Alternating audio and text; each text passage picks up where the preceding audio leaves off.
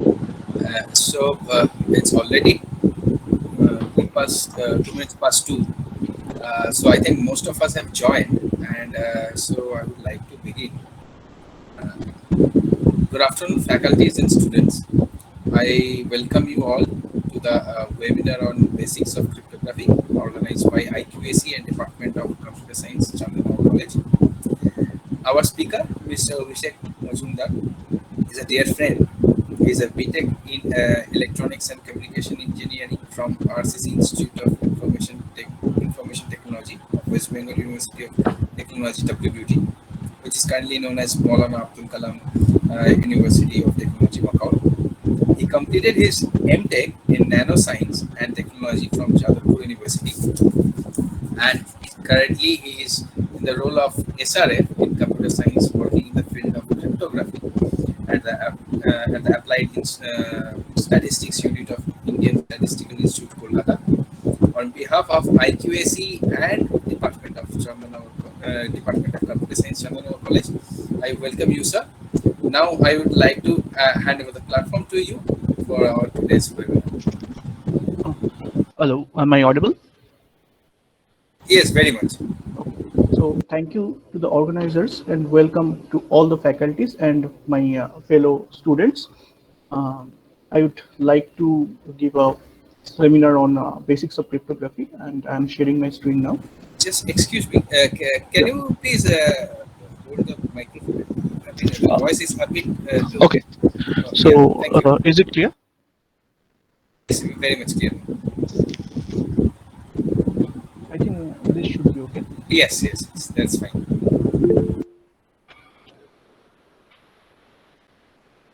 So is my screen visible to you? Yes, sir. Okay. So good morning, everyone. I am Avishek Majumder, and SRF of Applied Statistics Unit, Indian Statistical Institute, Kolkata. So I will be talking about basics of cryptography today. And for starting, before starting my talk, I like to say a few things about my talk. So I would not be defining things very much. I mean, defining things formally today, because I just want to give you a flavor of what is cryptography, what are the things that are done in a cryptographic system, and what is the notion of security and privacy that we understand as a cryptographer, and what you should be expecting of modern day cryptography. So I would like to give you a tour of the cryptography from the ancient past to the modern era, and I hope you would like it. So my talk is wrapped around like this. So I would be introducing the cryptography, and I will be defining some historical ciphers that are already broken and how they were broken and what were their weaknesses. I would be then talking about the requirements of a symmetric key cryptography, and then I would like to introduce some public key cryptography system, and then further discussions on it. So let's to begin with, what is cryptography? So the cryptography is the art of secure communication. So in ancient past, when two kings of two emperors tried to communicate between themselves securely, they used to shave a head of a slave, write a secret message there, and wait for his hair to come out again, and send the slave to the other emperor. When the slave reaches to the other emperor, they shape the head again and read the secret message. So this was a very ancient way of communicating between two kings. But this mode of communication is not very secure, because there is a chance of that slave getting caught or going to some other emperors sending the message. So that there is a need of secure communications. Now, that word cryptography comes from the Greek word cryptos, that means hidden or secret, and graphene, that means to write. So the art of writing secure messages or secret messages is what called as a cryptography. Now, cryptography has two major aspects. So there is a sender, there is a receiver. These two entities are always present in not always, but in most of the cases, there are two entities present: the sender and the receiver. And the sender wants to send a plain text or the message. This plain text is the message that the sender wants to send to the receiver. So they share a secret key. they share a secret key between them. Now, if the secret key shared by the sender and the receiver is same, then it is called the symmetric key encryption because the keys are same. So what does the sender do? Sender encrypt the message with the secret key that they both share and send the ciphertext to a public channel. Public channels means you can think of it as a telephonic channel. You can telephonic channel or over the internet, whatever you can think of. I mean, a public channel means that anyone can see whatever you are sending. So now this message is transmitted to the other end, and the receiver decrypts the message using the secret key, and he gets the message. So this is called what is a symmetric key encryption, and the counterpart is the asymmetric key encryption, where the secret key shared, that key shared between the sender and the receiver is not same. So a sender has the public key of the receiver. So the receiver has a pair of keys, that is one is the public key, another is the private key. So when sender tries to send a message, he encrypts the message using the public key of the receiver, and he sends it over a public channel, public open channel. And when the receiver receives the message, he decrypts the message with the private key of the receiver. So as the key shared between both of them are not same or symmetric, so this is called the asymmetric key encryption. And so next we come to the Kirchhoff's law of cryptography. So Kirchhoff's principle says that the key is the only secret. So in a cryptographic system, the secret should only be the key. So if your key is sacrificed, then everything is sacrificed. But if the key is not sacrificed, everything should be known to public. By everything I mean that how are we encrypting a message. So the algorithm for encrypting a message should be public, but the only secret is the key. So if in a cryptographic system, apart from the key, something else is hidden, then we might say that the cryptographic system may not be secure. So now what is the goal of cryptography? So goal of cryptography is Alice and Sam. So now remember this. I will be introducing another name, that is Eve. So Alice, Bob, and Eve are the three entities of a cryptographic system, and we will just refer Alice as a sender, Bob as a receiver, and Eve as the adversary who is seeing the communication, who is observing the communication and trying to make some useful information from the communication. So here Alice wants to send Bob a secret message over a public channel. So what does he want from this from cryptography? So he wants that privacy. What does that privacy means? That the whatever message he is sending to other party, no one else other than the receiver, or that means no one else other than Bob can make any useful information from the message. And what else? Authenticity. So what does that mean? So Alice is sending a message to Bob. So the authenticity guarantees that the message came from Alice only and not from anyone else, and maybe a combination of both. So how would that be? We will see in next slides. So this is our Alice, this is our Bob, and this is the public channel. So, and this one is the Eve. So Eve sees the public channel. So whatever is transmitted between Alice and Bob, Eve can see it. So this is our basic assumption. So Alice is the sender here, and they both share a key. So the key part you can see here. So this is what general cryptographic setting is. Now, privacy means that Alice encrypts the message and send the ciphertext to Bob, and Bob decrypts the message and get the ciphertext. These two properties are essential because I can be able to encrypt the message and send the ciphertext, and Bob should be able to decrypt the message and get the should be able to decrypt the ciphertext and get the message. But no one else can understand the message from the ciphertext. So this boxed part is my ciphertext. So Alice wants to say Bob that let's meet today, and he is sending over this box. Let's say this box is my encrypted ciphertext. So Eve sees this box and cannot make any useful information from this. So he cannot understand what is written over there. Now, what is the goal of an adversary? Now, as I have just mentioned, that only secret in a cryptographic system should be the key. So if the adversary or Eve can recover the key, then he can decrypt any ciphertext and he can get the message. So key recovery is the first goal of our adversary. So if he can recover the key, he knows everything. Now let's say the recovering the key is very difficult. So what else he can do? He can do he can try to recover the message. So if says that I don't want to recover the key, which is very difficult, let me recover a message, a particular message that Alice is sending Bob, let's meet today. So if I can know what he is sending, I am okay with this. Okay with it. I don't I what will I do with the key? And if he cannot recover the key also, then what is his next goal? He can make some meaningful information from the ciphertext. So he cannot recover the key, he cannot recover even the message, but he want to recover some meaningful information from the message. So what is meant by meaningful information? Anything that is not trivial. I mean, if I am sending a message of say length X, then apart from that length, anything he gets from the message is a meaningful information that we will consider.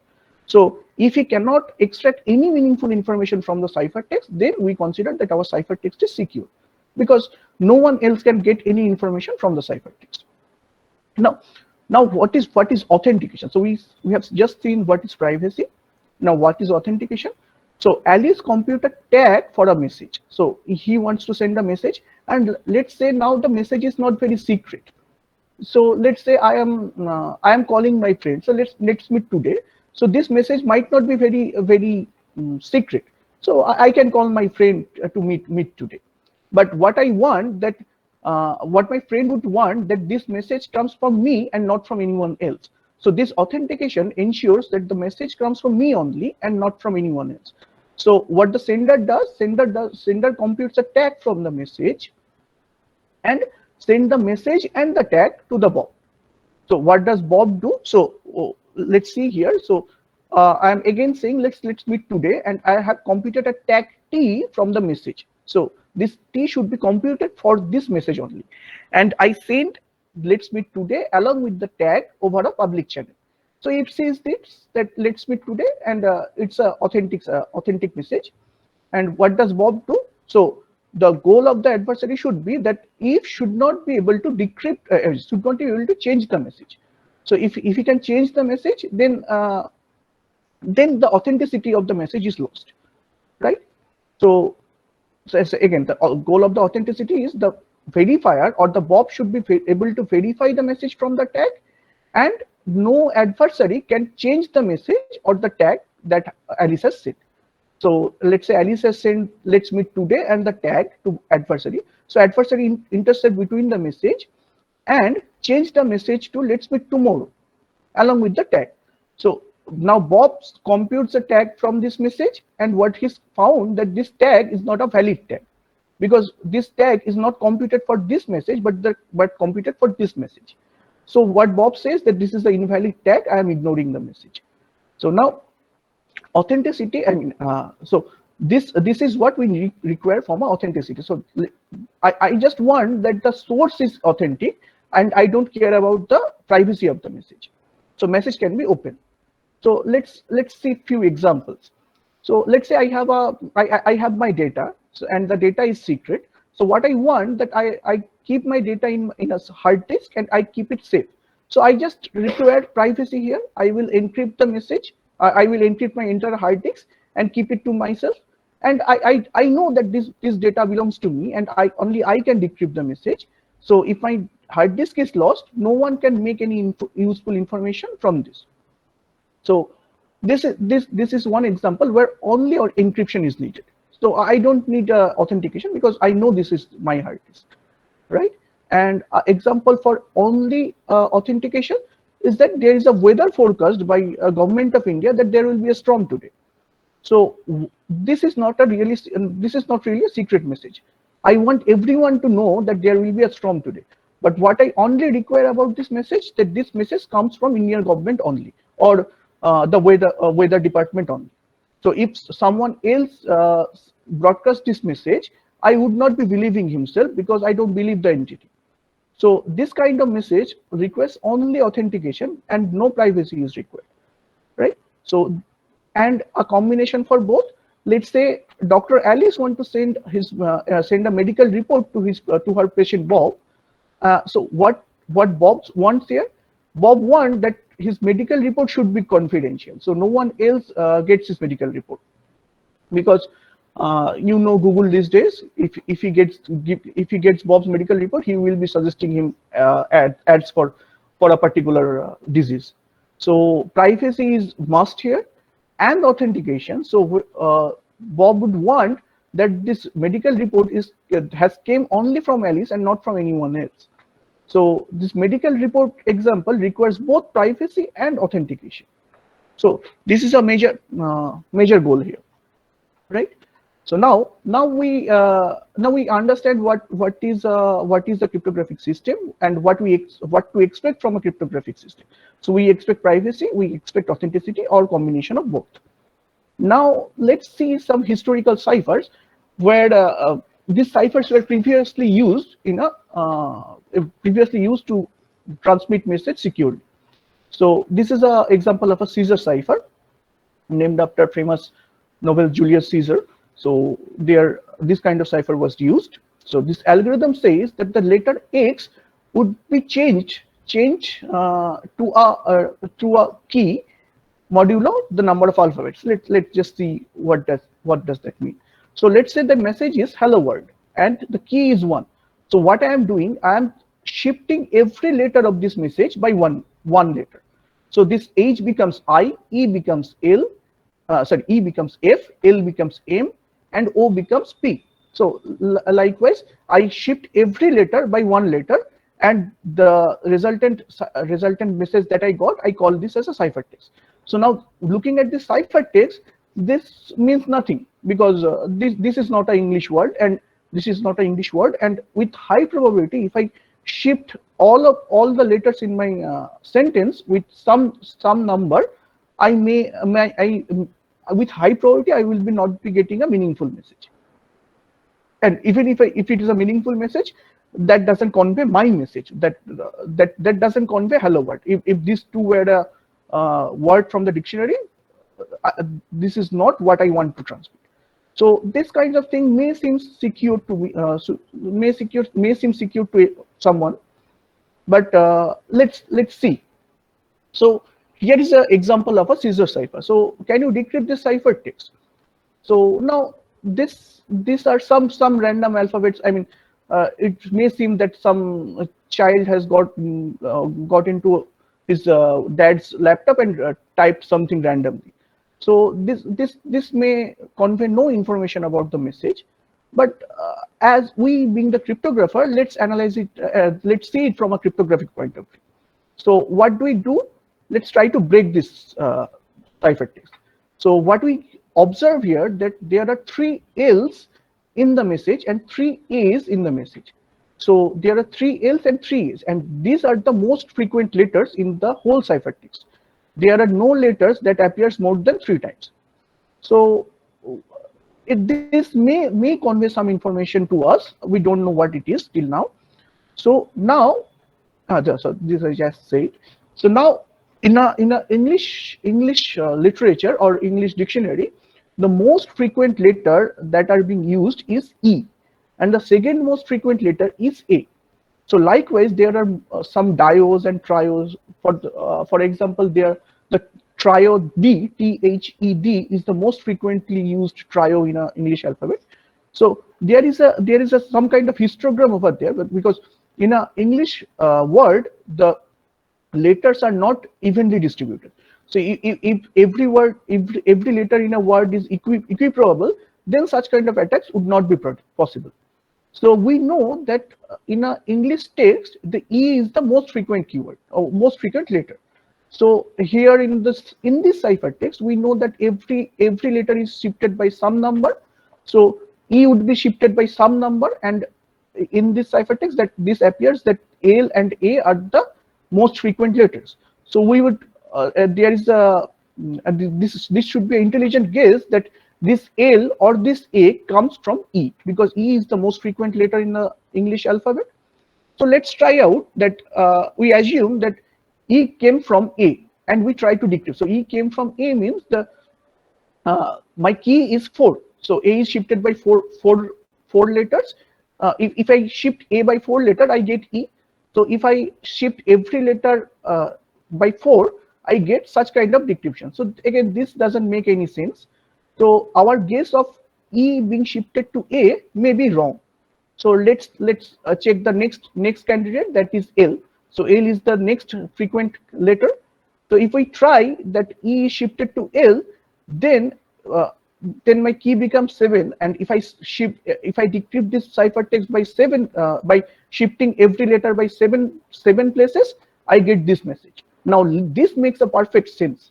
So let's meet today makes a perfect sense. So this is very high probability that E has been shifted to L, and my key is 7, right? So this way we can break a Caesar cipher. Now, what is the takeaway? What is the learnings that we got from Caesar cipher?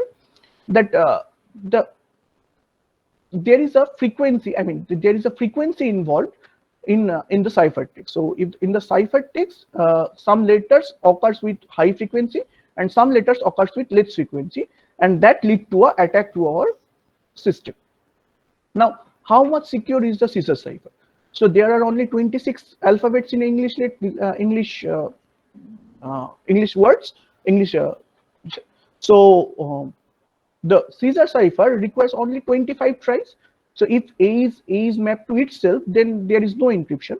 So I just have to check 25 more shifts to decrypt the Caesar cipher without any knowledge of the ciphertext or without any knowledge of the frequency distribution of each letter.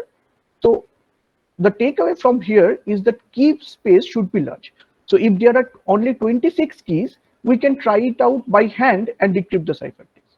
So there is no point in making the key space small. So in a Caesar cipher, the key space is only 26 or 25. So this is a very small key space. Now, how much large should be a key space? That means how much large is large enough. So a key space that is greater than or equals to 2 to the 128 would be considered as a safe regarding today's modern computer. So how much big is this number? So this is 2 to the 128. So if using a modern day computer, let's say our computer can try 2 to the 70 keys per day. 2 to the 70 is a very large number, but let's shake off argument. Let's assume that our modern computer can try out 2 to the 70 keys per day. Then it would require this amount of times in years to decrypt a ciphertext just by trying out all keys. So now you can understand that the age of our planet is only 6 billion years, that is considered.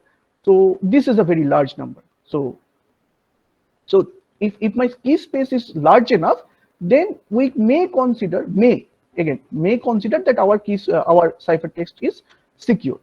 So now let's see another example. This is a Vigenère cipher. So what does the Vigenère cipher do? So the main drawback of the Caesar cipher was that each time there is a letter A, it would map to the same letter in the ciphertext. Now we are trying to break the frequency of the letter A. So if my message is all A, we would want that there is not in the ciphertext letters are encrypted to different letters. So what we do, our key is ABCD. So we write ABCD here and we repeat the key again. So if my message is long enough, we will just repeat the keys, and this A signifies that the shift is 0, and B signifies shift is 1. So likewise, so A is shifted by 0 bits, 0 letters. So encryption of A is A. Again, the letter B signifies that the shift is 1. So A will be shifted by one letter, then the ciphertext is B. Likewise, this encryption works. So this way, what we have achieved, we have stopped the frequency analysis, because every time there is a, my ciphertext doesn't contain all A's, right? So my all same letters in a Caesar cipher, this would contain all the equal letters. So now this kind of attack would not be possible here. And the key size is now big. How big is that? So there are 26 letters. So in the English alphabet, so 26 to the power L, where L is the key size. Here the key size is 4. So 26 to the power 4 is my key space. Right now, So let's encrypt a message with this cipher. So let's meet tomorrow and let's have a coffee at CCD. So this is my message, and and Alice chooses Kali as the keywords, hoping that Kali would save his cipher, and the cipher text comes out like this, right? Now, we try to break the Vigenère cipher as well. So again, a closer look at the cipher text tells us that there is a repeated pattern. So here the VEEA, and here is also a VEEA. So there is a repeated pattern in the cipher text. Why did that come? So if I see here also that ABCD, if I encrypt all A with ABCD, ABCD, in our cipher text there is a repeated pattern ABCD and ABCD, right? So every fourth letter here, I mean, if my key length is 4, so every fifth letter would be encrypted by the same letter. So if A is encrypted by A here, then this A would also be encrypted by this A here. So if so this gives me some information about the key length. Now, right, now look here, the cipher text, there are repeated patterns here also. So what is the distance between these two repeated patterns? The distance is 16. So this is a high chance that my key length would be a multiple, would divide the repeated pattern. So that is my key length. So my key length could be 1, 2, 4, 8, or 16, whatever it is. And let's try out with the value 4. So what we do, we do a frequency analysis with considering that my key length is 4. So every third letter in the cipher text would be encrypted by the same alphabet.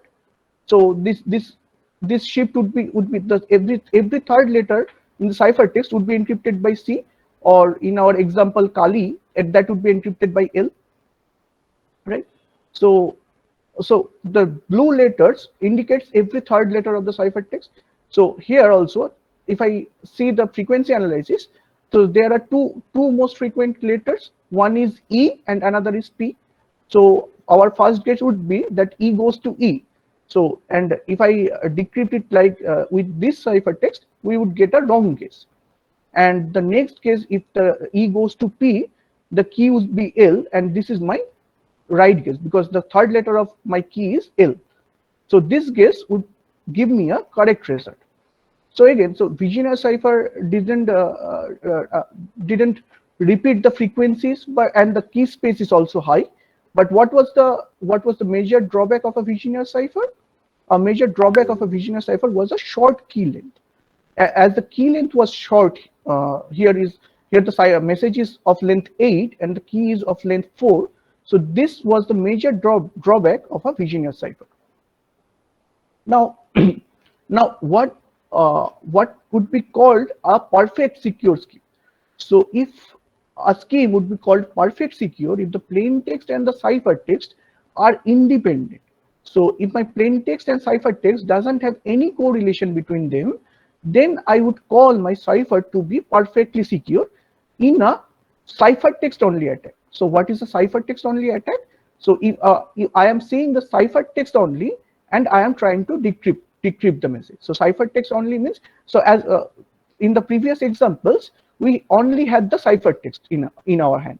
So we didn't consider anything else. We just look at the cipher text and try to decrypt our message. So this is called a cipher text only attack. So if in a cipher text only attack, the plain text and the cipher text, if they don't have any correlation between them, then we call our cipher to be perfectly secure. Okay, so let's fix the Vigenère cipher. So we saw that the Vigenère cipher was not secure because the key length was shorter than the message length. So let's make the keys as long as the message, and this kind of encryption is called the one-time pad. So there is no frequency analysis because the key never repeats, right? So if the key never repeats, we cannot do a frequency analysis. And in fact, this one-time pad is a perfectly secure encryption scheme. So now we have a perfectly secure encryption scheme in our hand. So cryptography should stop here, right? Because we have a perfectly secure encryption scheme and no one can break this scheme. So no need to progress further, right? But what are the problem of this one-time pad? The problem is that key is too long, because we would not be sending a eight letter message to someone. We would try to send a big message to others, right? So the key then should be as long as the message, so that key would be very long. And generation of such random key is a very tedious task. So generating random numbers is always a tough ask. So generating such a random long key would be a very difficult task to do. And the point is that we cannot use the key twice. Why we cannot use the key twice? Because if we use the key twice, we get the same problem as the Vigenère cipher. Because in the Vigenère cipher, we use the key twice, and twice or multiple times, that lead to our attack. So we cannot use the key twice. So that leads to transferring a long key every time we want to transfer a message. And transferring a long key securely is equivalent to transferring the message. So there is no point of doing one-time pad. Even though this is perfectly secure and no one can break it, we cannot use it, right? So what we want from a cryptographic system, we want from a cryptographic system that it should have a short key length, and it is easy to encrypt and hard to decrypt if we don't have the key. So encryption and decryption should be easy for the one who possesses the key, and should be hard who doesn't have the key. So this kind of property we need from a symmetric encryption scheme. Now, from the security perspective, our ciphertext should be indistinguishable or independent of the message. So these are the only security requirements that we need from a secure encryption scheme. Now, now, now we have taught, we were talking about symmetric encryption scheme, and we were talking that the Alice and the Bob should possess the same key. Now, every time Alice wants to communicate to Bob, he should share a key between them, and this is not always possible to meet and share a key. So there should be some kind of key exchange protocols that is secure. So let's see an example of such key exchange protocols. So here Alice, what does he do? He selects two numbers, X and G, and let's say for an example, X is 2 and G is 3. So Alice computes G to the X, that is 2 to the 3 square, that is 9, and he said G and G to the X to Bob. So this is, so G is 3 and G to the X is 9. So he sends 3 and 9 to Bob, and Bob does the same thing. He selects another number Y and say Y is equals to 4, and he computes G to the Y. He got G from Alice, so he computes G to the Y, that is 3 to the power 4, that is 81, and send G to the Y to Alice. Now what does they got? So Bob got G to the X from Alice, and he has selected Y, so he computes G to the X whole to the Y, that is G to the XY. So what is that? So G to the X is X is 9 and Y is 4. So 4 to the 9 is 65, 61. So, and Alice does the same. So he got G to the Y from Bob. So he computes G to the Y whole to the X, that is that is G to the XY, and G to the Y was 81. So 81 square is the same number that they both agrees. Now, see here, this 65, 61, this number is same to Alice and Bob, and this can be used as a secret key, because secret key is something that is secret and same to Alice and Bob. So likewise, using this Diffie-Hellman key exchange protocol, this protocol is called the Diffie-Hellman key exchange protocol. So this key exchange protocol guarantees that Alice and Bob would lead to a same key, and from next communication, Alice and Bob can use 65, 61 as a secret key, and do the communication securely. Now, what would be a simple attack on this key? So here the things were written over this arrow is what a adversary can see. That is, if can see G to the X, G to the Y, all these things adversary can see. So Eve has G to the X, and Eve also has G to the Y, right? And Eve knows G. So from this conversation, g to the x, g to the y, all are known to Eve. So what does Eve do? He computes log of g to the x whole to the x, log g base g to the x, that is x, and he also knows the value g to the y. So he computes g to the x to the y and bits g to the xy. That was that g to the xy is my secret key. So now he got this secret key. So how can we use this secret key for communication?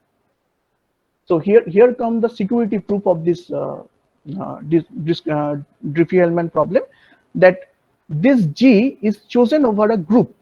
And what is a group? So group is a mathematical structure where this kind of logarithm is not always possible.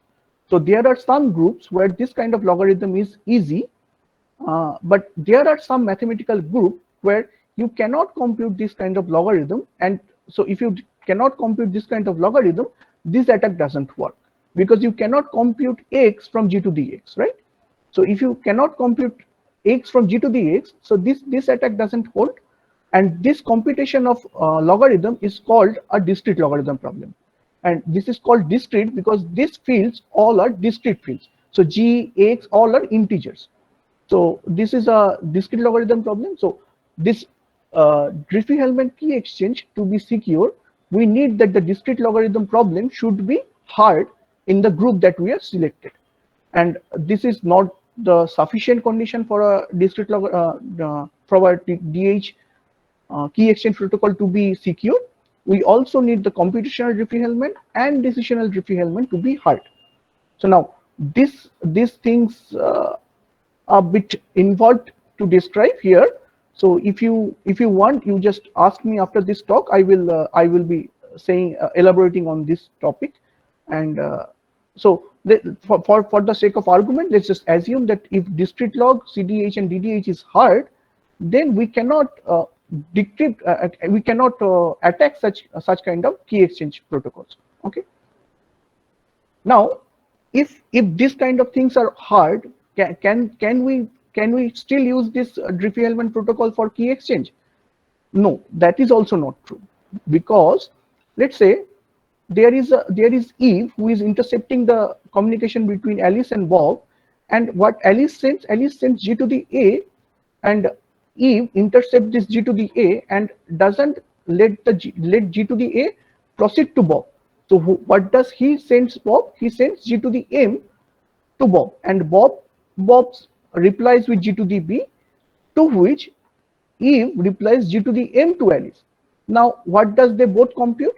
So Alice computes G to the A to the M, and Eve also computes G to the A to the M, and likewise Bob computes G to the B to the M, and here also G to the B to the M, right?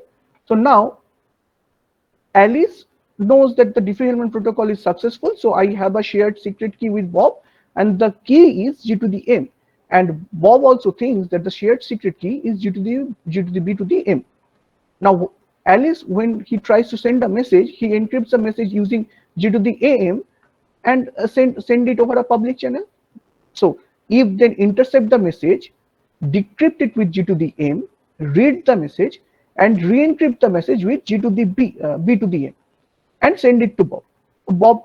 So what Eve is doing, Eve is just decrypting the message with the key that is being shared between Alice and Eve, reading the message and re-encrypting the message with G to the B to the M, the secret key that is being shared between Bob and Eve.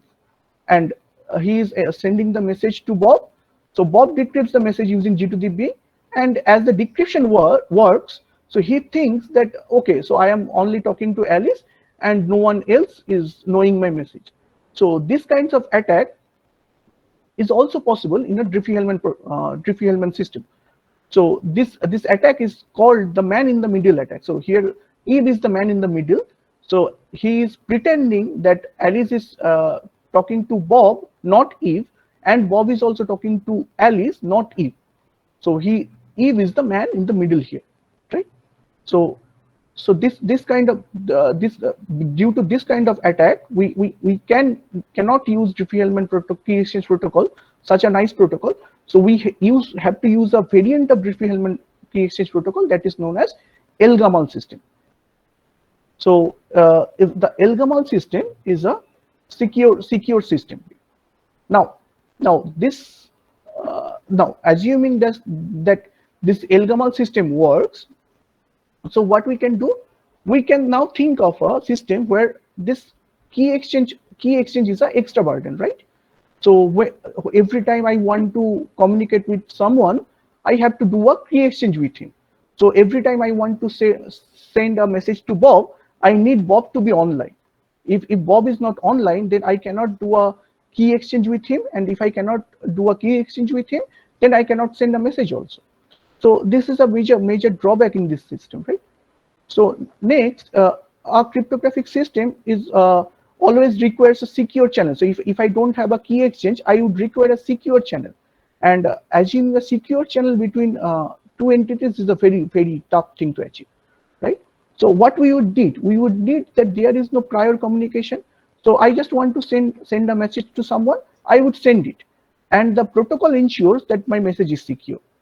So there is no need of a prior communication, and what we only need to know is the public key of the receiver.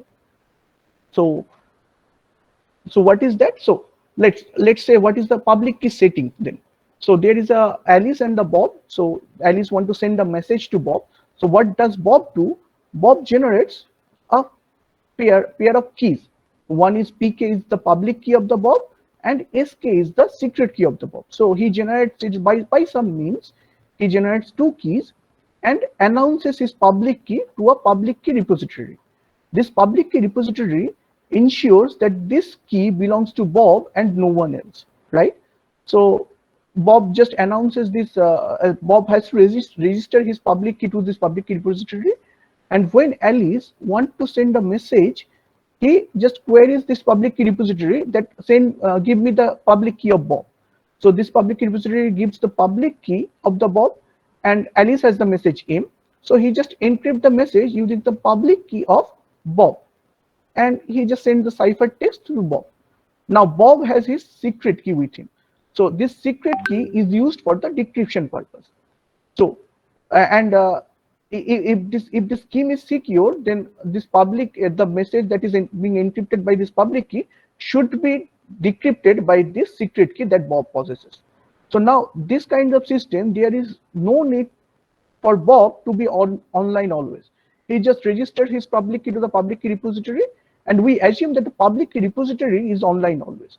So whenever Alice wants to send a message, he just asks for the public key of Bob from the repository and encrypt the message and send it to a public channel. So again, this channel is a public channel. Now, this idea was first proposed by Diffie-Hellman itself in 1996, and in the next year, the reversed Samir and Adelman came with a very famous invention that is called the RSA crypto system. So that we will see next. That so this RSA crypto system generates a public key and a secret key, and Bob can announce his public key. So any message that is being encrypted using this public key can be decrypted using the secret key of the Bob. So this RSA crypto system, and the difficulty that the RSA crypto system is secure is dependent on the difficulty of factorizing a large integer which is a multiple of two large prime numbers. We will discuss that. So let's see an example. So Bob generates his public key and secret key pair where the secret key is 7, public key is 3, and n is some number 33. So he announces my public key is 7 and the value n is 33. So he announces sorry, this is written a slightly wrong way. This should be the public key and this should be the secret key. You can use it in another way also, but in my example, 7 is the public key and 3 is the secret key. So, and let's say Alice want to send the message that is 2 to Bob. So the message value is 2. So we can think of a message value is 2 because let's say 2 is the letter B. So Alice just want to send B to Bob, right? So now what he computes? He computes C, the ciphertext, to be message to the power public key mod n. This mod n is the remainder of the remainder of the value m to the pk by the number 33. So he computes 2 to the 7. So 7 is the public key of Bob and 2 is the message. 2 to the 7 more 33 is 29. So he just sends 29 to Bob. Now what Bob does this with the value 29? He does just the opposite. So he computes message to be ciphertext to the power secret key. So his secret key is 3 modulo n. So this 29 to the power 29 cube modulo n is the value 2. So the 2 is the message that Alice wanted to send to Bob. So this magically this 29 becomes 2 using this process. Now, so this is what if we just write it in an algorithmic form, this is what a RSA crypto system is. So if I want to send a message to someone, which I just exponentiate the public key to the message and take the modulus and send the result to Bob, and Bob can decrypt it like this, right? Now this RSA crypto system is believed to be hard, yeah, as the prime factorization is hard. So what is a prime factorization? So if a number that is 33, 33 is multiple of two prime numbers 3 and 11, right? So if this n is a large number, is a multiple of two large prime numbers, then this factorization is difficult. And this factorization difficulty of this factorizing is what make the system secure. Not that if I break RSA, then I can factorize large numbers, but if I can factorize large numbers, then I can surely break the RSA crypto system. So this is what a RSA crypto system is, and so again, so till now we have seen that for a secure communication to be successful, we can go with a symmetric key setting where the two parties share the same secret key, and the same secret key can be shared using the Diffie-Hellman key exchange protocol.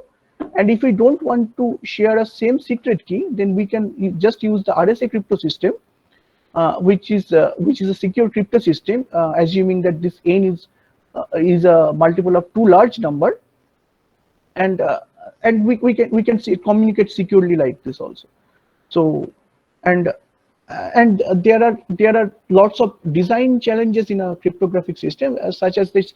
Now this mobile phones and IoT technologies, that Internet of Things technologies, these are very small size devices. So these kinds of computation in a small device with low computing power becomes very difficult thing. So we want some cryptographic protocols that are possible, that are secure and can be computed in a lightweight devices, in something like IoTs and in mobile phones or something like that. And also the new invent of the quantum computers and quantum crypto system, all the things. So in a quantum computing settings, factorizing this large number or calculating the discrete log has become very easy. So the discrete log that Diffie-Hellman protocol is based upon, the security of Diffie-Hellman protocol is based upon the discrete log problem, and the security of the RSA protocol is dependent on the factorizing problem.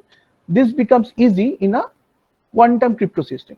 So with the invent of the quantum crypto system, we would very much interested in some protocols that are post-quantum secure.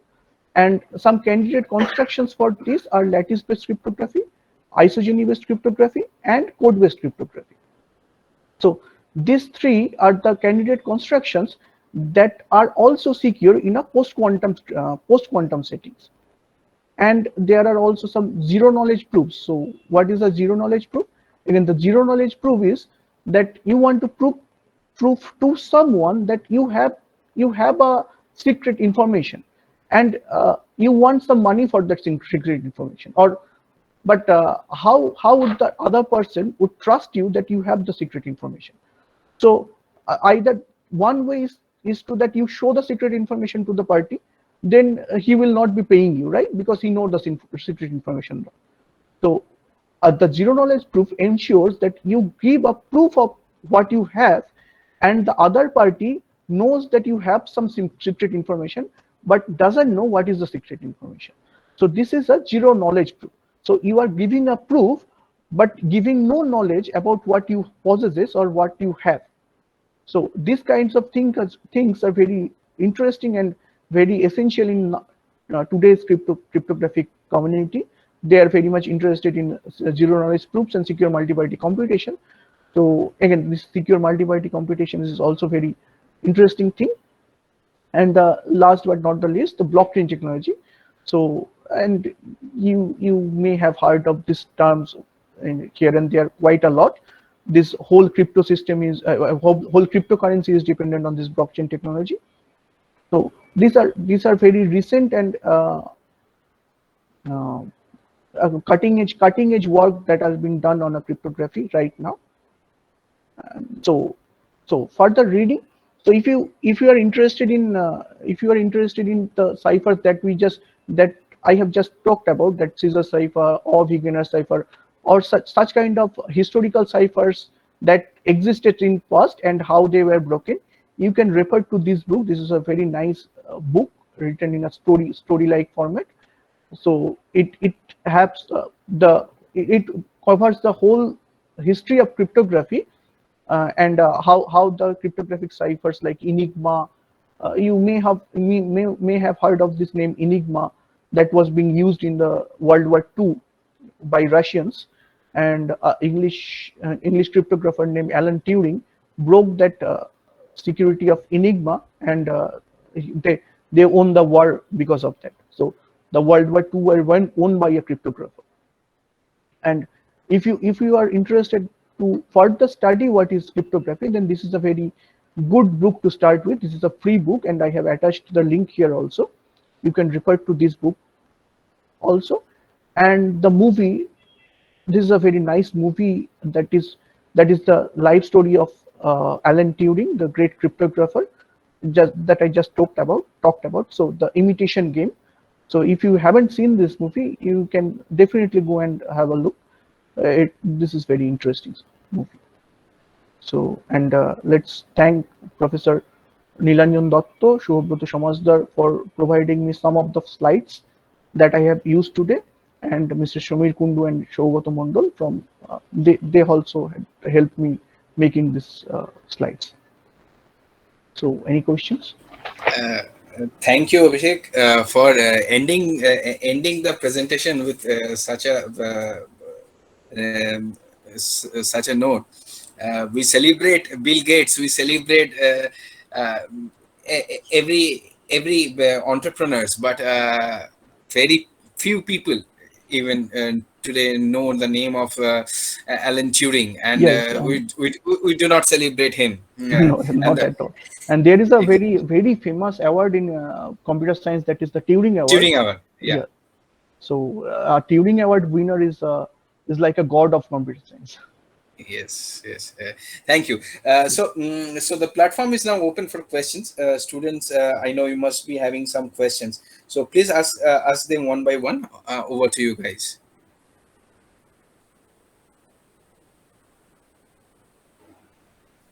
Students, Hello, sir. Yeah, My name is Orgo. yeah, or So I have a question that you have said that zero knowledge proof. yeah. So how does that work? I mean, some company claims that they have zero knowledge proof, but when Yeah. something bad happens, they tend to have some logs of their customers. So can you explain to me that? Zero knowledge proofs and having a log. This Yeah, is not some VPN quite. companies. Uh, So what zero knowledge is, that you possess some knowledge about something. So let's say you know a secret information, right? So a secret information, and you doesn't. I mean, you have a secret information, and you don't want to tell it to someone, but you know that the information is very valuable. So if what you are saying, that you may have a information that may cause a war between India and Pakistan, maybe, just for sake of example. So what you are saying to the Indian government that I have some information that would cost you a war.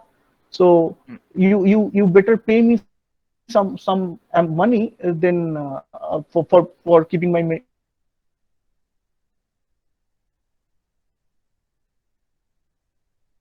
is what a zero knowledge proof is, which bank email Mhm. comes to them very often. Mhm. So what they say that prove that you have such a information, but you cannot prove it by just disclosing the information to them, right? So Yeah. because if you display the information to them, then they will know that you have such an information. So now what they Okay. say, so you say that you prepare a commitment of the information and you send the commitment to the Indian government, and Indian government verifies the commitment, and if the commitment is verified, then they know that you possess such information, right? So Okay. this is what a zero knowledge proof is, right? So you Okay. don't convey the information to them, but you convey a proof of the information that they can verify. So Oh, okay. what you have just asked, Mhm. I see no link with zero knowledge here. Uh, No, I mean, if you some companies like VPN claim that they have zero knowledge proof, but no uh, zero knowledge proof, they in say that they are not storing your data. yeah, but they Hmm. are storing actually when Yeah. government claims to have some bad things happen, Mhm. so they can give them the logs of the customers. Yeah. Yes. So does it validate? I mean, So I mean, if they claim, you are not verifying them also, right? So if you okay. verify that they are not storing your data, Mhm. and you have a secure zero knowledge proof protocol running between your VPN and you, Mhm. if the protocol is secure and if the protocol is correct, then Mhm. you can be sure of that the company is not storing your data. So Okay. if you want to be sure about that, you just run a zero knowledge proof with the company. So company would be giving a proof of that he is not storing your data, maybe, but uh, yes. So Oh, you have to run a zero knowledge proof between this with that company and you, because okay. otherwise there is no if I claim that I am not storing your data and I am Mhm. storing, you are not Mhm. verifying that, so you are just believing my words. So just Yeah. cryptography doesn't believe in words. Cryptography Mhm. believes in proofs. So if the company can prove you via a secure cryptographic protocol, then you can be sure of that the company is not storing. Oh, thank you, sir. Yeah. So in this regard, I have a follow-up question. Yeah. In WhatsApp chats, we find that whenever you open a new Yeah. chat with a new End-to-end person, encryption. yes, end-to-end encryption, even Hmm. WhatsApp cannot read it. Hmm. So has WhatsApp given any proof that this technology is leak-proof? No, so they might claim that they are using an encryption scheme, and the proof is on the where the encryption scheme was proposed. So if he claims that he is using that encryption, then it should be end-to-end secure, if the protocol is secure. But what WhatsApp is actually doing, we don't really know, right? So what WhatsApp is actually doing, so to know that, we have to check their uh, what we say, check their policies. So we want to check their policies, because look, so if you say about hackings and things like forgeries and things like that, they don't really break the crypto system, underlying crypto system. They are using how the crypto system is being implemented. So I mean, many of the attacks that has been used, that has been launched mm, over a what I say, over web, are never exploits the never almost never exploits the weakness of a cryptographic system. They always exploit the way they were being implemented. So let's say, because if WhatsApp is using some kind of encryption scheme, we know that the encryption scheme is secure, but it may happen that the implementation of the encryption scheme is not secure. So how they are implementing that, this is not secure. For example, WhatsApp is storing the plain text data in our devices, and WhatsApp is reading from the device only. So you have given WhatsApp the permission to read your data, to read your storage. You gave him the storage permission, right? So in your phone, the data is not kept in a encrypted format. Whenever they are transmitting the data, they are encrypting it and transmitting. And whenever the data is stored in your device, that is in the plain text format. So, and you have given the storage access to WhatsApp, and WhatsApp is reading your data from there. So it may be the protocol. I'm not saying that this is the point, but such kind of thing may happen. So to be sure that something is secure, we have to really go through the protocols that how the protocols are being implemented, and have to check that the implementation is also secure, not only the cryptographic schemes. The cryptographic scheme is secure, but the implementation may not be. So, but there will be no way to verify, because they must be having patent over that, and they may not reveal their business. No, but Way of, if he is storing your data, or if he is using your data, he should be clarifying how he is using your data, or how he is storing your data. If some company doesn't reveal that, and you don't trust that company as well, then just don't use that service. It's exactly. better not to use that service. So we are just believing that WhatsApp is not doing something, because you may have heard of a Google conference where Sundar Pichai was being asked that if I turn off my phone and walk from my desk to my colleague's desk, would Google know that?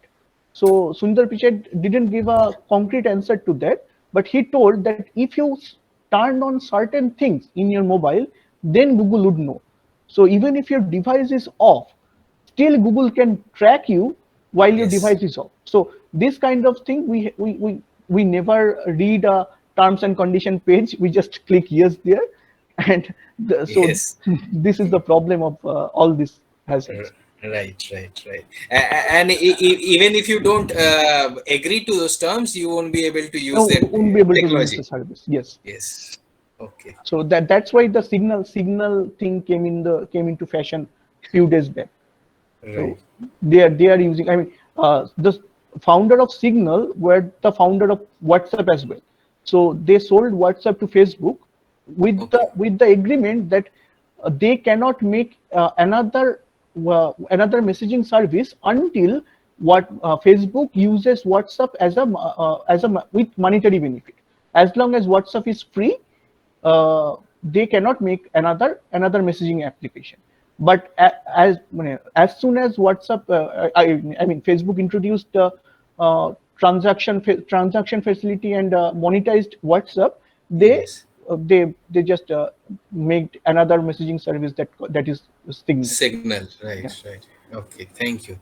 Sir, Any more question? sir, I have another. Hello. Oh, okay. Yeah. Sir, you ask. Yes. I'll go.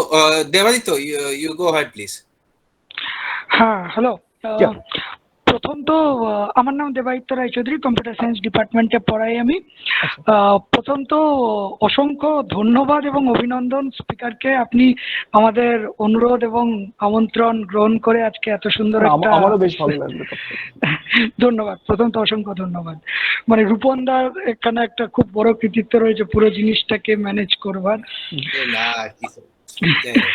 আমার একটা মানে এক দুটো question observation মানে share করছি। এক নম্বর হচ্ছে ওই হোয়াটসঅ্যাপে তো এই লাইনেই জিজ্ঞেস করতে আমার রূপনদা অলরেডি ইনিশিয়েট করলো।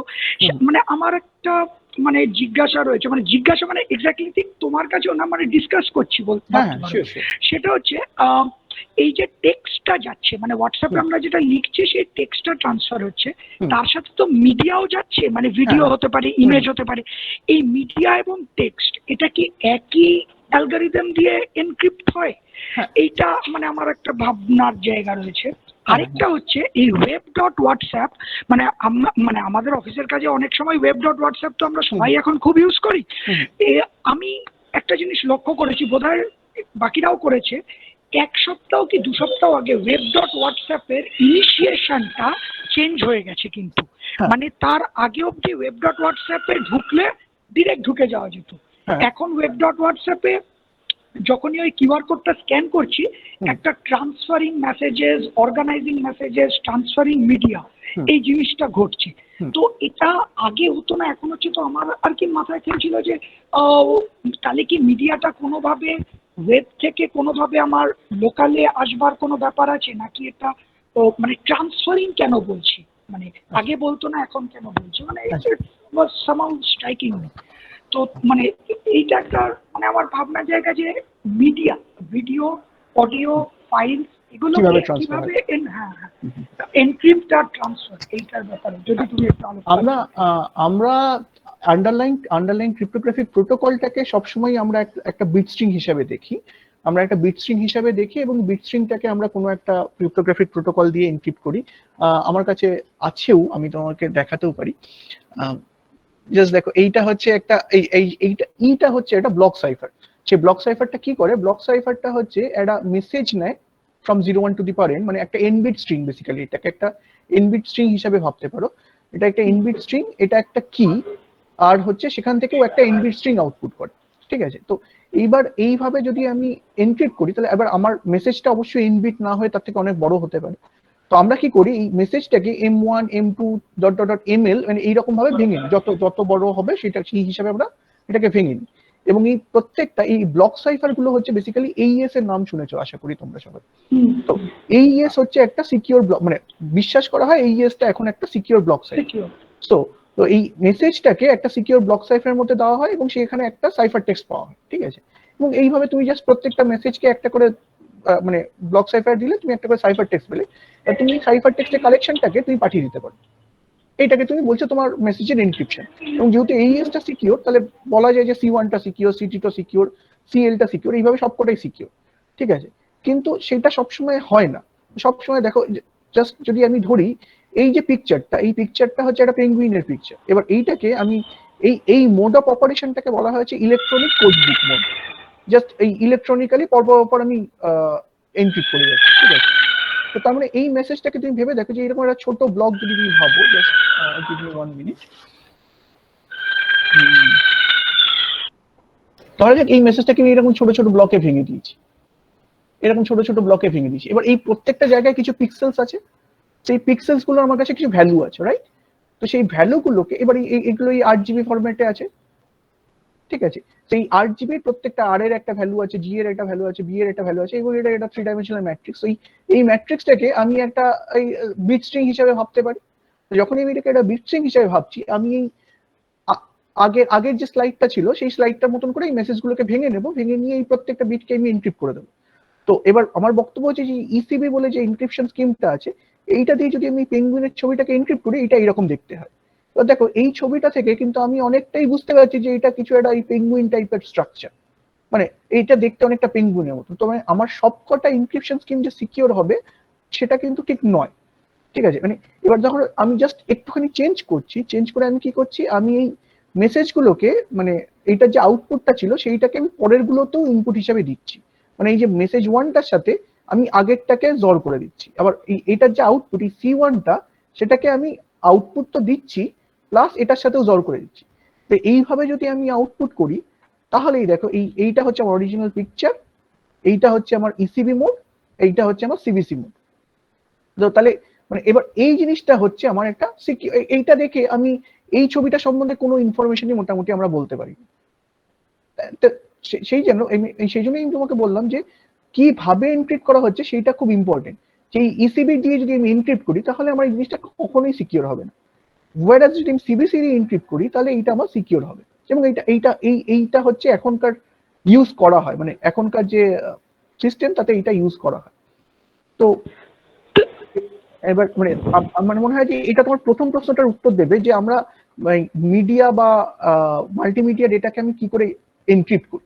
তো আমরা বেসিক্যালি মাল্টিমিডিয়া ডেটাগুলোকে এরকম একটা বিট স্ট্রিং এ কনভার্ট করে দিই। সেটা এই কনভার্সনের একটা অ্যালগরিদম আছে, সেইখানে আমি কনভার্ট করতে পারি, একটা ছবিকে এইরকম ভাবে একটা বিট স্ট্রিং এ কনভার্ট করতে পারি, আবার সেখান থেকে একটা ছবিতে ফেরতও যেতে পারি ওই হেডারের এনকোডিংটাকে ফলো করে।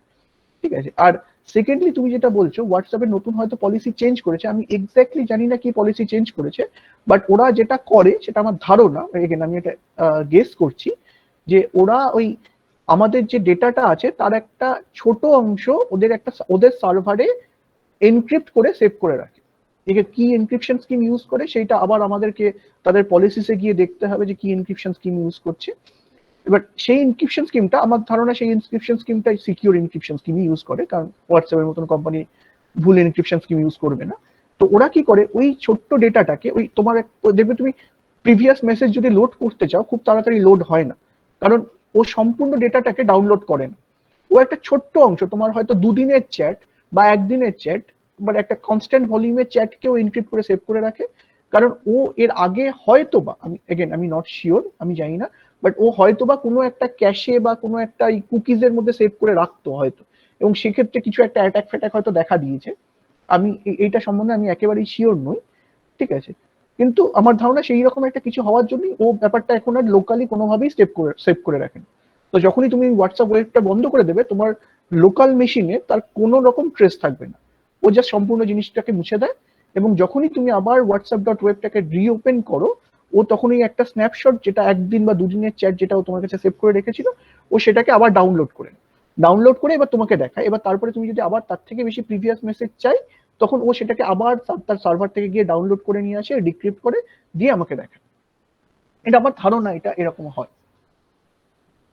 Sir thank you. Thank you. হ্যাঁ। মানে ওই প্রথম অংশটা, ওই ভিজুয়াল ক্রিপ্টোগ্রাফির অংশটা মানে খুব সুন্দরভাবে বুঝতে পারলাম, মানে কিভাবে ওই ইমেজ মিডিয়াকে ভিজুয়াল ক্রিপ্টোগ্রাফি দিয়ে এনক্রিপ্ট করা হচ্ছে। Thank you. এবং আরো একটা ইন্টারেস্টিং অ্যাসপেক্ট হচ্ছে ক্রিপ্টোগ্রাফি, সেটা হচ্ছে স্টিগানোগ্রাফি বলে হচ্ছে যে একটা ছবিকে আমি এমন ভাবে কনভার্ট করবো যে সেটা আরেকটা ছবির মতনই দেখতে হবে।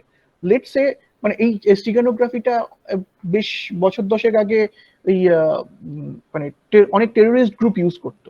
সেখানে ওদের একটা অ্যাটাকের ম্যাপটাকে এমন ভাবে এনক্রিপ্ট করতো, সেটা দেখতে হয়তো একটা গণেশের ছবি লাগছে, ঠিক আছে, কিন্তু সেই গণেশের ছবিটাকে যখন ডিক্রিপ্ট করব, তখন গিয়ে ওইটা একটা মিনিংফুল মেসেজ আসলো। সেই মানে hiding a image with another image, এইটাকে বলা হয় স্টিগানোগ্রাফি, এবং সেটাও একটা ইন্টারেস্টিং টপিক। এগেন, আমি স্টিগানোগ্রাফি সম্বন্ধে একেবারেই কিছু জানি না, বাট এইরকম একটা জিনিস এক্সিস্ট করে, সেটা বেশ ইন্টারেস্টিং। হ্যাঁ, অরূপ কিছু বলছিল। স্যার ওই যেটা দেবাত্ম স্যার বললেন যে হোয়াটসঅ্যাপের যেটা আপনি লোকালি না রাখার ক্ষেত্রে, কিন্তু হোয়াটসঅ্যাপে যেটা লেটেস্ট আপডেট এসেছিল যে আমরা মোবাইল, মানে যেহেতু ওয়েব ডটে তো আমাদের মোবাইলের মাধ্যমে লগ ইন করতে হয়, তো নতুন আপডেটে যেটা এসেছিল যে মোবাইল অনলাইন থাকা মানে না থাকলেও আমরা ওয়েব ডটটা ইউজ করতে পারবো। তো সেক্ষেত্রে তো অ্যাকচুয়ালি হিসাব অনুযায়ী ওরা লোকালি ট্রান্সফার করছে, আপনি বললেন লোকালি ট্রান্সফার না করা। লোকালি মানে আমি যেটা বলতে চাইছিলাম যে ও তোমার লোকাল মেশিনে সেভ করে রাখছে না, ওর কোনো একটা সার্ভার আছে সেখান থেকে ট্রান্সফার করছে, ও তোমার মোবাইল থেকে ট্রান্সফার করছে না। ওকে। আর একটা যেটা এই যে চ্যাট সার্ভিস গুলো যেগুলো বলে এন্ড টু এন্ড এনক্রিপ্টেড, এগুলো কি মানে টোটাল অ্যাকাউন্টটাকে এনক্রিপ্ট করে না? না, এন্ড টু এন্ড এনক্রিপ্টেড মানে তুমি ধরো আমাকে একটা হাই পাঠাচ্ছ, সেই হাই লেখাটা, এগেন হাইটাকেও তুমি একটা বিট স্ট্রিং হিসেবে ভাবতে পারো। সেই বিট স্ট্রিংটা is encrypted using a let's say CBC, এই যেটা আমি দেখালাম এখনই, এই সিবিসিটা দিয়ে এনক্রিপ্টেড। সো তাহলে এই রকম একটা জিনিস যদি তুমি পাঠিয়ে দাও ওভার আ পাবলিক চ্যানেল, তো তোমার এই লেখাটা দেখে কারোর বোঝার উপায় নেই সেটা হাই না হ্যালো না অন্য কিছু। এটা কি রিয়েল টাইমে হয়? মানে আমরা তো এক সেকেন্ডের মধ্যে অনেকগুলো মেসেজ করি, তাহলে কি এটা রিয়েল টাইমে? মানে এইএসটা কতটা fast you just can't imagine. মানে একটা ক্লক সাইকেলে তোমার হয়তো প্রায় কয়েক জিবি ডেটাও এনক্রিপ্ট করা যায়, মানে একটা ক্লক সাইকেল না, মানে এক সেকেন্ডে, সরি, এক ক্লক সাইকেল বলছি, আচ্ছা, এক সেকেন্ডে তোমার হয়তো এক MB data, 2 MB data, 3 MB data, মানে এক্সাক্ট ভ্যালুটা আমি জানি না, বাট হ্যাঁ, মানে প্রচুর ডেটা, মানে প্রচুর fast. Okay okay, thank you sir. হ্যাঁ, অভিষেক কিছু বলছিল। হ্যাঁ অভিষেক দা কিছু বলছিলেন? হ্যাঁ হ্যাঁ হ্যাঁ, আমি প্রথমেই বলছি আমি চন্দননগর কলেজেই পড়াই কম্পিউটার সায়েন্সে। তোমার এটা খুব ভালো লাগলো প্রেজেন্টেশনটা। তুমি এই যে স্টেগানোগ্রাফি বলছিলে, স্টেগানোগ্রাফি নিয়ে আমি প্রজেক্ট করেছিলাম, ঠিক আছে, যেটা মানে আর কি একটা ধরো টেক্সট আর একটা ছবিকে মার্জ করে আমরা সেটা যখন সেন্ডার পাঠাবে রিসিভারকে, তখন রিসিভার দেখবে যে মানে একটা ছবি আসছে, বা মাঝখানে যে মানে ডেটাটা যে করতে চায়, হ্যাক করতে চায় বা হ্যাকার, সে দেখবে একটা ছবি যাচ্ছে, কিন্তু যখন রিসিভার সেটা রিসিভ করবে ডিক্রিপ্ট করবে এবং আফটার ডিক্রিপ্ট করবে, তখন সেই টেক্সটটা চলে আসবে। এটা নিয়ে আমি একটা প্রজেক্ট করেছিলাম। আচ্ছা, আমার যেটা একটা কোশ্চেন, যে এটা করতে গিয়ে আমি একটা দেখেছিলাম কোরিলেশন অ্যাটাক, সেটা কি কি একটু বলতে পারবে? আমি না, সত্যি কথা বলতে আমি স্টিগানোগ্রাফিটা একেবারে, আমি জাস্ট মানে জিনিসটার নাম শুনেছি এবং এরকম একটা জিনিস এক্সিস্ট করে আমি জানি। তুমি যদি একটু আমাকে বলো যে কিরকম অ্যাটাকটা, আমি হয়তো তাহলে বলতে পারি। না মানে আমিও সেটা ঠিক জানি না। স্ট্রিম সাইফারটা, আচ্ছা, স্ট্রিম সাইফারে মানে আমি এটা পেয়েছিলাম কোরিলেশন অ্যাটাকটা। স্ট্রিম মানে সাইফার, এটা আমি, আচ্ছা স্ট্রিম হ্যাঁ হ্যাঁ, সাইফার হচ্ছে, স্ট্রিম সাইফার এমন একটা জিনিস, স্ট্রিম সাইফারটা হচ্ছে একটা সিউডো র্যান্ডম জেনারেটর বলা হয়। সেটা কি, সেটা হচ্ছে আমি যেটা বলছিলাম একটু আগে, যে আমার যে ক্রিপ্টোগ্রাফিক গোল গুলো আছে, একটু হ্যাঁ ওটা দেখে আমি এটা করলাম। আমি একটু ওই স্লাইডটাতে ব্যাক করি। এই যে এখানে আমি একটা শর্ট কি লেন্থের কথা বলছিলাম। তো শর্ট কি লেন্থ মানে আমাকে একটা ছোট কি লাগবে। এবার আমরা দেখলাম যে এইএস টা যখন আমরা ইউজ করছি, এইএস এর কি লেন্থটা হচ্ছে কে, এবং কেটা হচ্ছে 128 বিট। তো 128 বিটটা বেশ ছোট জিনিস। এবার ঠিক স্ট্রিম সাইফারে এরকম একটা জিনিস ইউজ করা হয়, যে একটা খুব ছোট সিড ইউজ করা হয়। সেই সিডটাকে কোনো একটা অ্যালগরিদম দিয়ে এক্সপ্যান্ড করা হয়, এবং সেই যে এবার সেই সিডটা থেকে আমি যে স্ট্রিংটা পাচ্ছি সেইটাকে ধরা হয় ওটা একটা র্যান্ডম স্ট্রিং। মানে র্যান্ডম বলতে তো কিছু হয় না, তো আমরা র্যান্ডম কোনো একটা স্ট্রিং এর সাথে ওটাকে ডিস্টিংগুইশ করতে পারি না। মানে ওটাকে আমরা এটা, মানে ওটা যে অ্যাকচুয়ালি কোনো বায়াস আছে কিনা, কোনো বিটটা রিপিট করছে কিনা, বা কোনো একটা প্যাটার্ন রিপিট করছে কিনা, এরকম জিনিসপত্র আমরা বলতে পারি না। তো এবং যদি না পারি তাহলে সেক্ষেত্রে সিকিউর বলা হয়। এবার স্ট্রিম সাইফারে কোরিলেশন অ্যাটাক বলতে তুমি, আমি জানি না স্ট্রিম সাইফার নিয়ে আমি কখনো কাজ করিনি।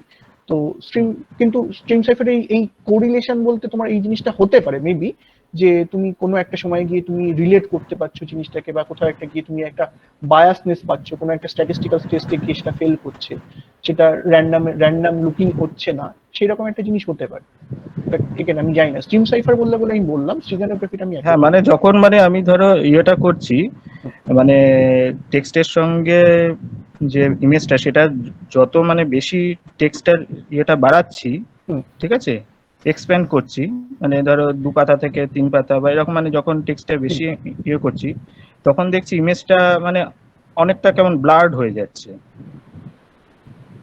আমি আমি আমি স্টিগানোগ্রাফি একেবারে কখনো ইউজ করিনি। হ্যাঁ হ্যাঁ, না না ঠিক আছে, ওকে ওকে ওকে, ঠিক আছে, thank you thank thank you. You. হ্যাঁ মানে তুমি যদি হ্যাঁ ভবিষ্যতে কখনো কোনো কংক্রিট প্রবলেম যদি থাকে, তুমি আমাকে একটা মেল করতে পারো। আমি যদি তখন একটু পড়ে দেখতে পারি, আমি পড়ে দেখে যদি আমি কিছু মিনিংফুল বুঝতে পারি, আমি তাহলে তোমাকে অবশ্যই বলবো, বা এক্স্যাক্টলি তুমি কি বলতে চাইছো সেটা, হ্যাঁ সেটা হলে হতে পারে।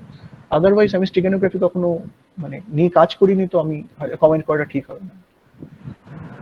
না স্টিগানোগ্রাফি নিয়ে এখন অনেক কাজ হচ্ছে আর কি। হ্যাঁ অনেক কাজ হচ্ছে, এবং কলকাতা ইউনিভার্সিটির অভিষেক অধিকারী বলে একজন প্রফেসর আছেন, উনি স্টিগানোগ্রাফি নিয়ে বেশ কিছু কাজকর্ম করেন। তুমি চাইলে কন্ট্যাক্ট করতে পারো ওনার সাথে। ওকে ওকে, প্রেসিডেন্সি এগুলো মেনলি ওই আর্মি বা এসব ইয়েতেই কাজগুলো হয়।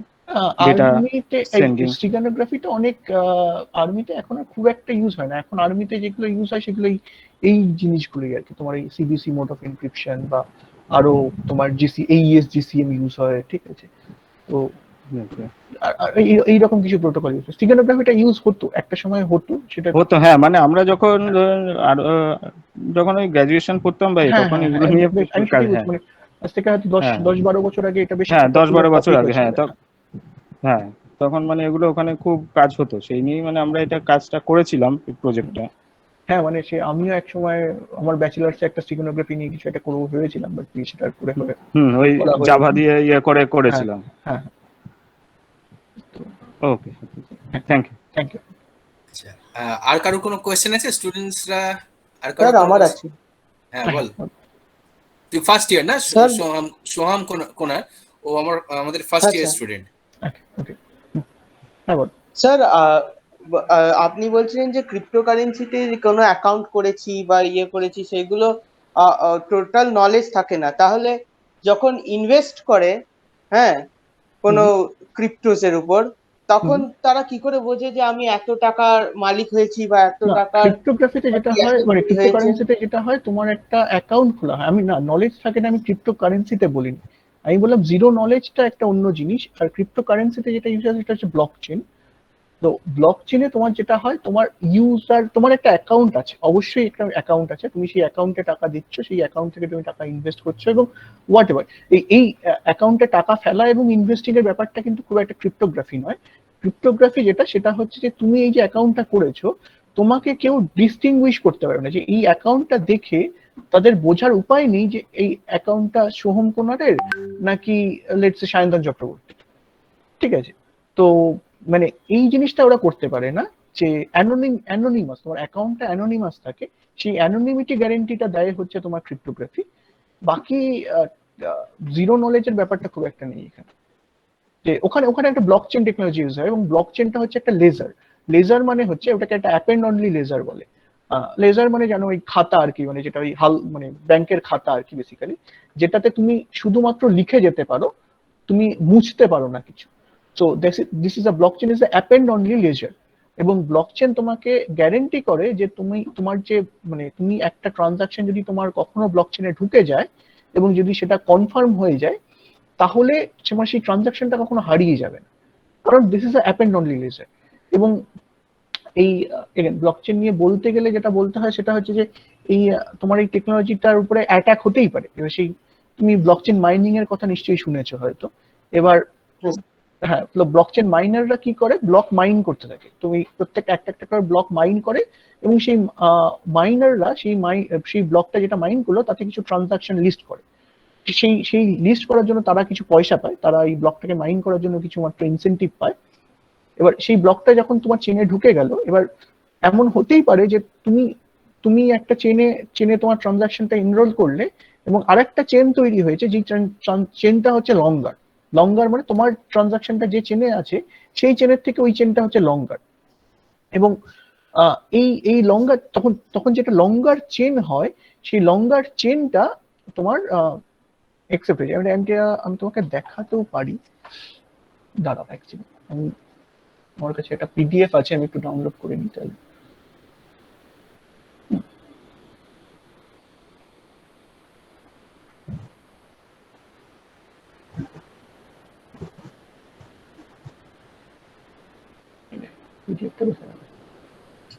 আচ্ছা যাক, তো মানে মোদ্দা কথা হচ্ছে যে চেনটা যখন তোমার লঙ্গার চেন হয়ে যাবে, তখন তুমি সেই সেই চেনটা হচ্ছে, যে চেনটা লঙ্গার হয় সেই চেনটাই হচ্ছে তোমার স্টে করে যায়। এবার যদি তুমি এমন একটা চেন ইউজ করে থাকো যেটা যেটা শর্টার চেন, তাহলে তোমার ট্রানজাকশনটা বেসিক্যালি নষ্ট হয়ে গেল, মানে তুমি যে টাকাটা পে করেছিলে সেই টাকাটা তুমি দেখতে পাচ্ছ না। তো সেই মানে সেই তোমার ট্রানজাকশনটা লিস্ট হয়নি। এবার এই রকম একটা অ্যাটাক ব্লকচেনের উপর করতে গেলে তোমার একটা হিউজ কম্পিউটেশন পাওয়ার লাগে। হিউজ মানে সেটা ইনফিজিবল আর কি বেসিক্যালি। ওই 51% অ্যাটাক বলে এটাকে ব্লকচেনে, যে তোমার কাছে যদি গোটা ওয়ার্ল্ডে যতজন ব্লকচেন মাইনিং করছে তাদের 51% লোক যদি তোমার তরফে হয়ে যায়, তাহলে তুমি এরকম একটা অ্যাটাক লঞ্চ করতে পারো, তার নিচে নয়। এবং এই 51% অ্যাটাকটা হচ্ছে একটা ইনফিজিবল অ্যাটাক, এবং সেই জন্য ব্লকচেনটাকে একটা সিকিউর লেজার ধরা হয়। এবং this is the append only ledger. তো তোমার ট্রানজাকশনটা একবার কনফার্ম হয়ে গেলে, তোমার সেটা আর হারিয়ে যাওয়ার চান্স প্রায় নেই বললে চলে। ঠিক আছে? তো এখানে কোনো জিরো নলেজের ব্যাপার নেই, অন্তত আমি জানি না। আচ্ছা sir, thank you sir. Sir আমার একটা কোশ্চেন আছে। হ্যাঁ, হ্যাঁ। স্যার বলছি, আপনি একটা জিনিস বললেন যে র্যান্ডম বলে কিছু হয় না, আবার অন্যদিকে আমরা পুরো যে ক্রিপ্টোগ্রাফিটা মানে এইটার উপরই বেস করে আছি, যে আমাদের যে ডে টু ডে লাইফে যে কম্পিউটার সেগুলো এই যে ট্রাই অ্যান্ড হিট মানে হিট প্রসেসে এটা করতে পারবে না, যে পারফেক্ট যে কিওয়ার্ড বা পারফেক্ট যে সিকোয়েন্স এটা খুঁজতে পারবে না। কিন্তু সেম অ্যাজ আমরা এটাও জানি যে কিছু সুপার কম্পিউটার ডেভেলপড হয়েছে যারা আমাদের মেন কম্পিউটার থেকে মানে হয়তো যাদের কম্পিটিশন পাওয়ার অনেক অনেক বেশি, সেক্ষেত্রে তারা কি সেটা পারবে না? এই যে আমি তোমাকে এখানে ওই জন্যই দেখিয়েছিলাম, যে এই যে আমি বলছিলাম যে how large is large enough, এই কথাটা ওই জন্যই বলেছিলাম, যে ধরে নাও তোমার কি সাইজটা হচ্ছে 128 বিট, তাহলে আমি মানে আমার 2 to the 70টা হচ্ছে একটা হিউজ নাম্বার, হিউজ। আমি যদি ধরেও নিই যে ও 2 to the 70 keys per day try করতে পারে, একদিনে একটা সুপার কম্পিউটার এখন অব্দি যে সবচেয়ে ফাস্ট কম্পিউটারটা হয়েছে, সে যদি 270 খানা কিও ট্রাই করে ফেলে প্রত্যেক দিন, তাহলেও তার এত বছর সময় লাগবে সবগুলো কি ট্রাই করতে। এবার এই কত বছর, এই অ্যামাউন্টটা বুঝতে পারছো তো তুমি? তো মানে তুমি ধরো তোমার বন্ধুকে বলছো চল কালকে দেখা করি, আর তোমার এত বছর পর কম্পিউটারটা বুঝতে পারলো যে তুমি তাকে দেখা করতে বলেছিলে, সেটার কোনো মানে হয় না তাহলে আর। ঠিক আছে, তো মানে এবং এই 2 to the 70 নাম্বারটা, এবার দেখো 2 to the 70 এখান থেকে বাদ দিলে মানে পড়ে থাকি হচ্ছে 50 58 বিট, মানে 2 to the 58। So 2 to the 58 খানাই ওকে ট্রাই করতেই এত বছর লাগে। তো ও একদিনে 2 to the 70 খানা ট্রাই করেও কিছু করতে পারবে না আর কি। এবার এইখানে গিয়ে একটা ইন্টারেস্টিং জিনিস আছে, সেটা হচ্ছে যে কোয়ান্টাম কোয়ান্টাম যে মেশিনস গুলো বললাম, এই কোয়ান্টাম মেশিনস গুলো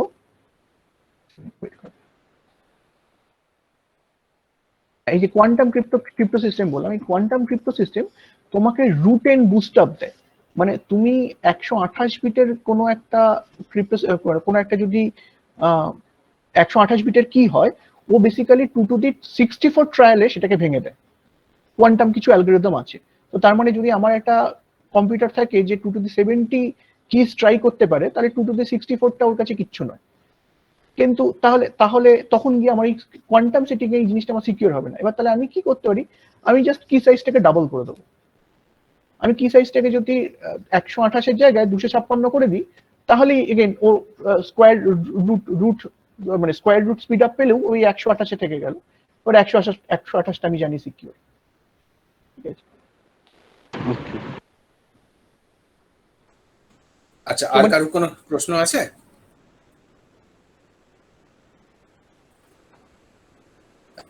তো আশা করছি আর কারোর কোনো প্রশ্ন নেই এই মুহূর্তে। সো তাহলে আমি সেশনটা কনক্লুড করি। ওকে, আই থ্যাংক ইউ। ওকে, কে বললো, কিছু বললো? হ্যাঁ, সোহম বলো। স্যার যে কোয়ান্টাম কম্পিউটার গুলো তৈরি হয়েছে, তো ওটার নাম কোয়ান্টাম কম্পিউটার কেন রাখতে গেল? ওটা কি কোনো আনসার্টেনটি কোয়ান্টাম ফেনোমেনন ইউজ করে, কোয়ান্টাম সুপারপজিশনটাকে বেশি করে ইউজ করে। মানে হাইজেনবার্গ আনসার্টেনটির মতো কিছু আনসার্টেনটি থাকে, যে মেমোরি লোকেশন চেঞ্জ হয়ে গেল হঠাৎ। হ্যাঁ, কারণ সেখানে তুমি একটা বিট দেখো, তুমি একটা যদি ক্লাসিক্যাল বিট ভাবো সেটা আইদার 0 or 1, কিন্তু একটা কোয়ান্টাম বিট হচ্ছে সুপারপজিশন অফ 0 and 1, মানে ও 0 with some probability, 1 with some probability. এবং যতক্ষণ না অবধি তুমি সেই বিটটাকে মেজার করছো, তুমি বলতে পারবে না ওটা 0 না 1। তো এই আনসার্টেনটিটা একটা কোয়ান্টাম বিট বা কিউবিট তোমাকে দেয়। এবং সেই প্রপার্টিটাকে এক্সপ্লয়েট করেই এবং বিভিন্ন রকম কোয়ান্টাম গেটস বানানো যায়, সেই গেটগুলোকে দিয়ে বিভিন্ন রকম কোয়ান্টাম সার্কিটস বানানো যায়, যেই সার্কিটগুলো এই সিস্টেমগুলোকে সলভ করতে পারে উইথ সিগনিফিকেন্ট স্পিড আপ এবং সিগনিফিকেন্ট বুস্টার। তো এই যে তোমার ক্লাসিক্যালি যখন তুমি কোনো একটা কাজ করছো, তুমি আইদার 0 or 1 নিয়ে কাজ করছো, সেখানে কোয়ান্টাম তোমাকে এই সুবিধাটা দেয় যে তুমি একটা 0 or 1 এর সুপারপজিশন স্টেট নিয়ে তুমি কাজ করতে পারো। এবং সেই সুপারপজিশন স্টেটটা তুমি যতক্ষণ না মেজার করছো ততক্ষণ অবধি তুমি জানো না যে ওটা 0 না 1। তো সেই প্রপার্টিটাকে ইউজ করে খুব সুন্দর সুন্দর কোয়ান্টাম অ্যালগরিদম বানানো যায়, যেগুলো এই জিনিসগুলোকে অনেক ইজি করে দেয়। এই ডিসক্রিট লগ প্রবলেম বলো বা ফ্যাক্টরাইজেশন প্রবলেম বলো, বা এই linear searching over unsorted list বলো। যদি তোমার একটা আনসর্টেড লিস্ট থাকে, তার উপরে সার্চ করতে গেলে যে তোমার অর্ডার এন টাইম লাগবে, সেইটাকে তোমার মানে order N log N time লাগে, সেইটাকে অনেকটা বুস্ট আপ করে দেয়।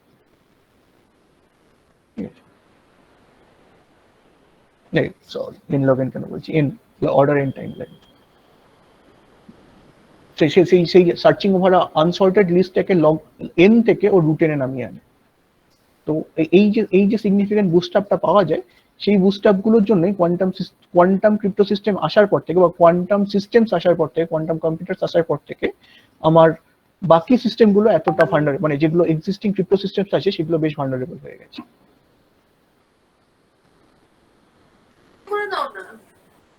ওকে, আর কারোর কোনো প্রশ্ন আছে? So let me conclude the session. I thank you, Avishek, for the wonderful talk. I'm sure we and mostly our students have learned and got inspired to study and work in future in the field of cryptography. I can see that our time is just about up. So to finish, I would like to say thank you again for your time today. Thank you. আর এটা আমার email address, যদি তোমাদের কারোর কোনো রকম query বা কিছু থাকে তুমি আমাকে একটা ইমেল করতে পারো, তোমরা যে কেউ। Okay, thank you. Sure. Thank you. So thank you students, আমি সেশনটা এন্ড করছি। ওকে।